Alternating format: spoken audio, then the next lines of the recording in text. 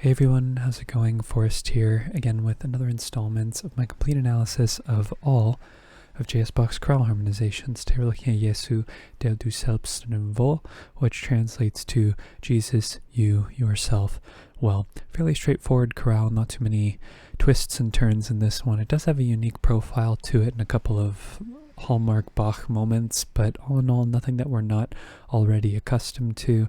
We're just going to hop right into the analysis. So we have three sharps in the key signature. We start with A major.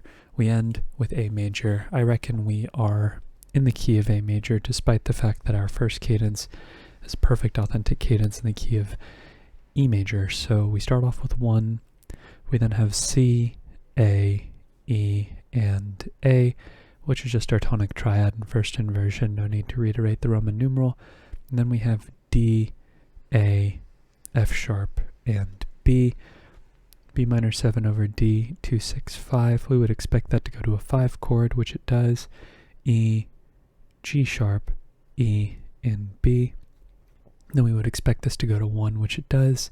A, E, and C sharp. Tonic triad. And also I believe this is our pivot chord to the key of E major. It's now our 4 chord, passing 7th in the bass. Then we have F sharp, A, F sharp, and D sharp, which is 7, 6. D sharp diminished over F sharp, and that resolves to E. E, B, G sharp, and E. Tonic triad, root position. Next phrase takes us back to the key of A major, ends in a perfect authentic cadence. We start with another E major chord, which I do believe is our pivot back to the key of A.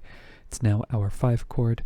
This D natural here is sort of an indicator of that, which is a passing 7th in the bass.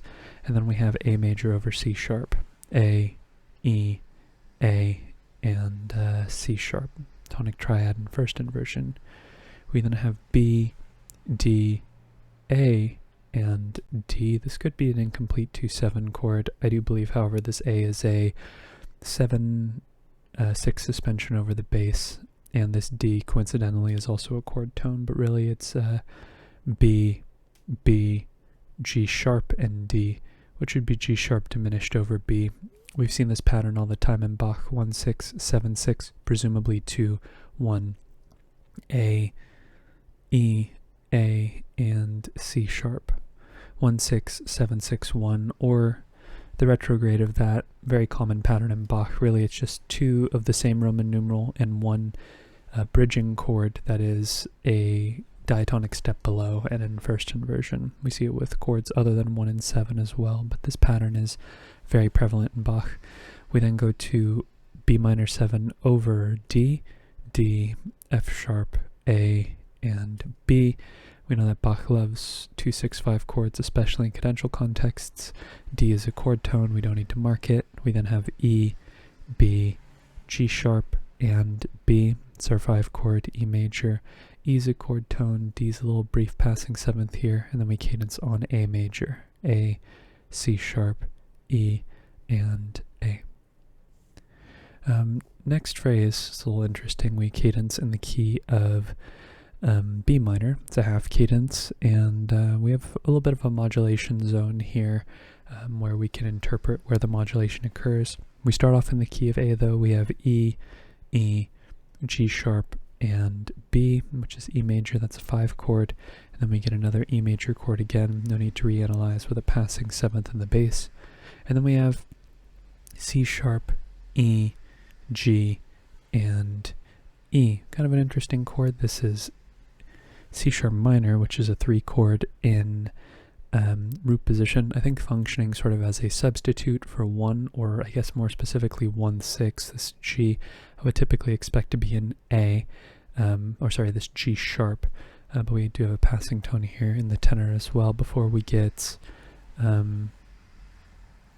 F sharp major, or F sharp 7 more specifically, which here we have a little bit of room for interpretation. We could say, and I'm actually inclined to say that this might be an interesting moment where G sharp is sort of this part of a melodic minor fragment, but the A sharp does not resolve where we would expect to be natural. And of course, when we're looking at melodic minor in an inner voice, it's not as strict in terms of where we expect the leading tone to resolve, but I'm going to go ahead and say that this is where we resolve or modulate to the key of B minor, where 3 is now becoming 2 and G sharp is the raised 6th scale degree of the B minor scale. And then 2 is going to take us to 5-7, F sharp 7 in root position, F sharp, C sharp, A sharp, and E. And then we go to presumably B minor, but we have a 9/8 suspension over the tonic here with this C sharp. It's a very common thing for Bach to do. There are two sort of hallmark Bach things going on here. We have B, C sharp, F sharp, and D, which is our tonic triad, but as the suspension resolves, the bass changes to have the third of the chord in the bass, D, B, F sharp, and D. So we don't need to reiterate the Roman numeral, but we can change the figured bass. We also have another passing tone here in the bass before we cadence on 5 with a 4/3 suspension over the bass as well. F sharp, B, F sharp, and C sharp, which this B then resolves to A sharp. Then we get an interesting phrase to sort of follow this B minor. We don't get a modulation to a common key. Instead, we don't modulate via a common chord. We instead get a direct modulation to the key of E major. And the idea of a direct modulation is pretty prevalent because of not necessarily the cross relations, but the idea of D natural being the context tone for a B minor triad, and then D sharp being the next context tone that we see in a B major triad. So here we have B functioning as 5, B, D sharp, F sharp, and B. Passing tones in the lower voices. The bass is a passing 7th, and then we get our tonic G sharp, B, F sharp, and B. This F sharp being a 7/6 suspension over the bass. We see this with first inversion triads just by virtue of the voice leading.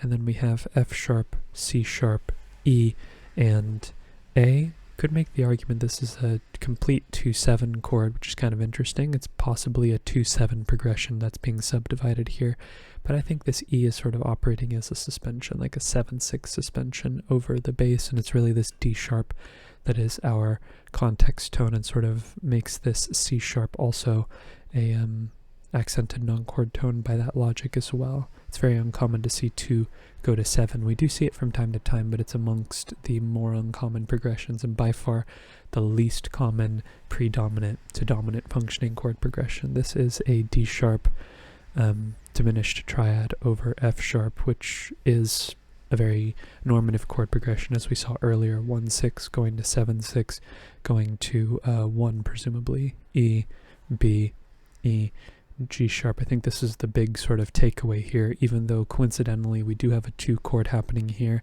It's quite possible that it is happening, but I feel like the E being repeated here definitely makes it look like a suspension. So the chord could be there, but like I said, I think it's more coincidental than it is overall an impact on the harmony. But after our tonic triad, we are getting ready for our perfect authentic cadence. In the key of E major, we go to F sharp minor 7 over A, C sharp, E, and F sharp, which is 2-6-5. We know that Bach loves 2-6-5 chords, especially in cadential contexts. We then have B, D sharp, and F sharp, which is our 5 chord, B major, passing 7th on the tenor. And then of course we cadence on E major, E, G sharp, B, and E. Alright, moving to the next phrase, we have a half cadence in the key of A major. I do believe this E is sort of functioning as our dominant in the key of A, and will elide sort of, I guess, with both E major and A major in mind, because the resolution to A major happens on the first beat of the next phrase, C sharp, A, E, and A, which is 1-6. Passing tones in the lower voices, and then we get A, C sharp, E, and A. Same chord, different inversion. We'll just change the figured bass to reflect that. Passing 7th in the bass, passing tone in the tenor as well, before we get F sharp, A, F sharp, and D, which is D major over F sharp. That's 4-6. And then we have some neighbor tones here. We have E, where we have a neighbor tone and two passing tones, pardon me. We have E, G sharp, and D. This is an incomplete 5-7 chord, but I'm going to include it because it feels significant in terms of being a buffer in between the two similar chords. Not that Bach needs one or the harmony, I guess, demands one. It's just very active here, and the fact that there are three voices moving off the harmonic rhythm, especially the bass, makes it feel like there is a subdivided chord progression happening here. But the 5-7 does return right back to 4-6, F sharp, A, and D. So just some rotation here between F sharp and A and F sharp. So it's another 4-6 chord. And then again, we have some non-chord tones here with G sharp, E, B, and that same D, which is not 5-7. Well, it is a 5-7 chord, but more specifically 5-6-5. And that resolves where we would expect A, E, B, and C sharp. And we're seeing actually something very similar to what we saw, where was it? Here, as opposed to seeing it happen over 2 beats, or I guess we are seeing it happen over 2 beats. We just have some ornamentation here where this B is an accented non-chord tone, or a suspension, a 9/8 suspension over the bass. And by the time it resolves to A, G sharp being a little decorative neighbor tone here, this passing tone occurs in the bass, and the bass changes, but the chord still stays intact as an A major chord. C sharp, E, A, and C sharp. Very common pattern in Bach for him to switch up the bass underneath a suspension. So 9/8 turns into 9/6, which is pretty cool. And then we get a 4/3 suspension over the bass as well with E major, E, G sharp, and B. Very similar to the B minor phrase that we had in the first system. All right, next phrase ends. Actually, next phrase is probably the most interesting point in the chorale for me. We are in the key of A major. At least I'm fairly certain that we're in the key of A major for the entire thing. This cadence sounds like a half cadence to me, and that's how I'm analyzing it, but I think there's an argument to be made that this is a perfect authentic cadence as well in the key of E, and Bach is just switching it up. Again, this is, when we cadence in the key of the dominant and just move right back to the key of A, sometimes I do question whether or not the modulation occurred, and there are heaps of ambiguous cadences in Bach's writing. They're not all super clear in terms of how they, I guess, the definitive way to analyze them. And I think that that's pretty cool that we haven't seen one in a while, but this one really, it's a toss-up whether it's a half cadence or perfect authentic cadence. Ultimately, they're both functioning as a ending point on a dominant chord in the grander scheme of the fact that this chorale is in the key of A major, but whether or not we've modulated to the key of E is largely up to you and how you hear it. But really what is the toss-up for me is whether or not this D sharp constitutes a modulation, because it stays, relevant for basically 3 beats. And it really feels like E is being tonicized for more than just a usual length of tonicization, which is 1 or 2 beats. But to me, it sounds like a half cadence. That's just ultimately what is making it feel that way for me.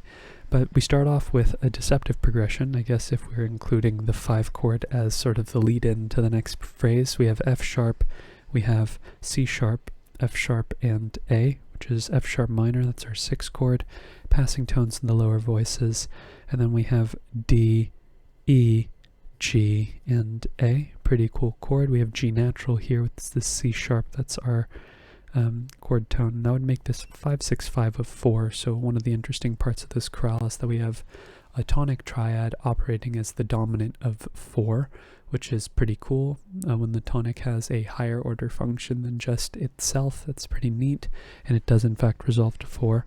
D, E, F sharp, and A. Again with this idea of a 9/8 suspension over a tonic more specifically, but the bass also changing as the resolution occurs, right? This passing tone in the bass leads us to F sharp, D, F sharp, and A, which is 4 in first inversion. We also have some passing tones in the lower voices, which I guess kind of give us a 6 chord in third inversion. But it doesn't really, actually it kind of does resolve that way. I will put 6-4-2 here. E, C sharp, F, and A. And it's not resolving to a 2 chord per se, but we are resolving to a substitute for 2, and the only difference between the two chords is D natural versus D sharp. We have D sharp, B, F sharp, and B, which instead of 2, for all intents and purposes, it's operating like 2, because this is a half cadence in my eye. It's not a perfect authentic cadence, but we have 5, 6 of 5. The only difference between 2 and 5, 6 of 5 is the quality of the chord. Changing it to major has the tendency to want it to resolve to its tonic, which in this case is E major, and that happens on the end of the beat. We have E, G sharp, E, and B, which is 5. And then we have A, we have E, we have A, we have F sharp, and we have D. I think this E is functioning as an like kind of like a lower suspension, maybe like a 9/10 suspension underneath the alto here, but really what's being implied is this D sharp and this B and this F sharp and this B. They're all being contextualized together just to be another 5, 6 of 5 chords, just this D sharp and E oscillation in the bass. But A is, I guess by that same virtue, kind of an accented non-chord tone. I guess you can call it 5, 6, 5 as well. I'll put that in parentheses, but it really doesn't make a huge difference. It's just whether or not you're looking at the sevenths as chord tones or if they're just ornaments. And for me, it doesn't really make a huge difference. I just have them marked in my notes as passing sevenths or neighboring sevenths, depending on the context. But here, we're just oscillating between 5 of 5 and 5, and based on the analysis, it really does look like we've modulated the key of E under other circumstances, pardon me. But yeah, it really just sounds half cadence like to me. I don't know why it really feels like this E major chord wants to resolve to A, maybe just based on the previous part of the phrase just not having a lot of tonic emphasis. But it's cool to see a 4/2 chord resolve to another chord other than 2, but it's kind of like 2 in disguise. Of course, the phrase ends with a 5 chord. Just like I said, the oscillation between the 5 chord and its dominant makes this kind of, it is definitely a strong argument for this being a perfect authentic cadence. I just can't hear it that way.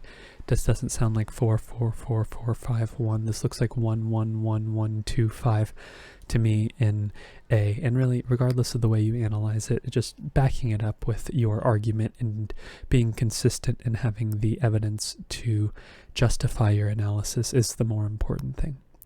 Regardless, we're moving on to the next phrase. Pretty cool phrase as well. This next one's probably my favorite phrase in the whole chorale. This one's the most interesting, but this one's my favorite because it ends in a deceptive cadence in the key of F sharp minor, which is very interesting. We're going to continue in the key of A here with A major, A, C sharp, and E. Big gap here between the alto and the melody. It's our tonic triad. C sharp is a chord tone. A is also a chord tone. We then go to B, D, A, and D. Perhaps this is a 2/7 chord the same way that this could be a 2/7 chord, but I do look at this A as a 7/6 suspension over the bass, and this is actually 7/6 with the G sharp and the B happening here. I guess also making this this will actually be 7/6/5 with the D as well. We're very familiar with this next pattern. It's just the retrograde of what we've seen twice earlier with the 1/6 and the 7/6 and the 1. This is just going to be 7/6, C sharp, E, A, and C sharp. We also have some non-chord tones happening on the offbeat here. We have D, we have F sharp, we have A, and we have C. Very common to see Bach precede a 5 chord with this passing 4/7 chord as well. We have E, B, A, and B. This A being a, or E, yeah, will resolve down to G sharp, which is our final tone that we need to fully contextualize our 5 chord.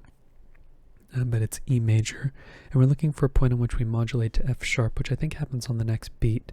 This D is also a passing 7th before we get our F sharp, C sharp, G, and A. Typically we see 9/8 suspensions over tonic triads, and this is a 6 chord, which also happens to be a tonic triad in the key of F sharp. We then have C sharp, E sharp, and G, this F sharp being a 4-3 suspension over the bass. Same reason why we have 9/8 suspensions over our tonic chords. We usually see 4-3 suspensions over our dominant triads, just by virtue of the voice leading. A little passing 7th here, and then we cadence not on F sharp minor. The upper voices might lead you to believe that we would, but the lower voice is important here. It makes the chord D major, D, A, F sharp, and D, which is a deceptive cadence, and coincidentally I do believe this is how we lead back into the key of A major for our final phrase, which is entirely in the key of A. So 4 is going to take us to B minor, B, D, F sharp, and B. You could say that the modulation happens a little bit later, but I view this first opening progression between the two beats here as a 2-5-1 in the key of A. Really, it's anyone's guess as to where the modulation occurs. I'm going to call this 2-6, which is B minor over D. This E is a neighbor tone. This G sharp is a passing tone. E, D, G sharp, and B is just like a passing 5-7 chord. And then we go to A major, but with this accented D here, we have C sharp, E, A, and A, which is our tonic triad in first inversion. We then have B, D, A, and D. I think this A is a 7-6 suspension over the bass, but in typical Bach fashion, he'll change the bass up on you. It's not very typical to see him do it this way, but we have seen him change the bass over a leap in this fashion in the past, just less common. Here we have E, B, G sharp, and D, which is a 5-7 chord. This B is a chord tone, this D is a chord tone. It's just the A that gets sort of factored out as the outlier in terms of this chord, and we would expect that to resolve to 1, which it does. A, C sharp, A, and C sharp. 2 roots, 2/3, but again the bass changes to sort of fully round out the chord, and it briefly changes to first inversion here as we get C sharp here in this bass passage here, this little fragment. And as we close out the chorale, we have a standard 2-5-1 cadence. D, F sharp, A, and B. It's B minor 7 over D. 2-6-5 chords. Bach loves them. We especially see them in especially in cadential situations. Not always, but typically speaking, we expect that to go to 5. But B and D are both chord tones, so we won't mark them. E, B, G sharp, and B. E major. E is a chord tone. We've seen this pattern in the past where we have this little passing 7th here, and then we cadence on 1. A, C sharp, E, and A, which is our tonic triad in root position, ending today's chorale. Really, other than this cadence here, which is a bit up in the air, you might think it's a perfect authentic cadence, you might think it's a half cadence. All in all, it doesn't really matter a ton. It's just sticking with your instinct and knowing what evidence you have at your disposal to back up your opinion. I'd say on the page, when I see a lot of moving between secondary dominants from one chord to the next, I have to ask myself, have we not already modulated? But use your ear first. That's definitely the first tip that I give people when they're analyzing. At least that's what guides a lot of my analysis. It might not help you, but I think it'll help most people. For me, it just sounds like a half cadence. That's why I have a hard time deciding between the two, but when the analysis makes its way to the page, it definitely feels like a perfect authentic cadence. Maybe it's a hybrid, who knows? Maybe it's just unclear and it's like a 50-50, but yeah, anyone's guess is as good as mine. We have some tonic functioning as 5/4 action going on as well, but other than that, really, it's just a fairly straightforward chorale. Not too many things to write home about, like I mentioned at the beginning, and I think I'm going to cap the video off on that thought. If you're interested in following me along on the journey to analyze all of Bach's chorale harmonizations, feel free to subscribe to the channel, hit the notification icon, and like the video if you enjoyed the content. Helps me out a ton. Thank you so much for watching the video, and thank you so much for supporting the channel by doing so. I look forward to tomorrow's analysis, and I hope you take care.